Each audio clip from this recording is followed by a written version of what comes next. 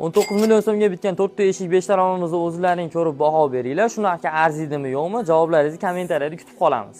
Bu eshigimizni yasashda Akfa alyumin mokriy rangidan foydalanganmiz. Aynasini 2 qavatli qora ayna qo'yib berganmiz. Endi mana shu xonamiz ichiga kirib, qo'yilgan eshik romlar qanday holatda turibdi bir ko'rib chiqamiz.